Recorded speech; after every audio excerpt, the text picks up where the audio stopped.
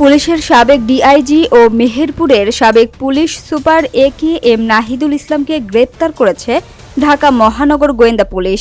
আন্তর্জাতিক অপরাধ ট্রাইব্যুনালের গ্রেপ্তারি পরোয়ানার ভিত্তিতে শুক্রবার রাতে রাজধানীর নিজ বাসভবন থেকে তাকে গ্রেপ্তার করা হয়।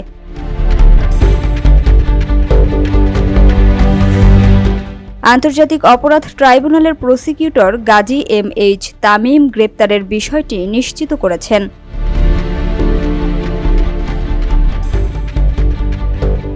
ডিবির এক উচ্চ পদস্থ কর্মকর্তা বলেন, আন্তর্জাতিক অপরাধ ট্রাইব্যুনালে তার বিরুদ্ধে গ্রেপ্তারি পরোয়ানা জারি ছিল। সেটির পরিপ্রেক্ষিতে গোয়েন্দা তথ্যের ভিত্তিতে তাকে গতরাতে নিজ বাসা থেকে গ্রেপ্তার করা হয়েছে। পরে তাকে তদন্ত সংশ্লিষ্ট কর্তৃপক্ষের কাছে হস্তান্তর করা হয়েছে।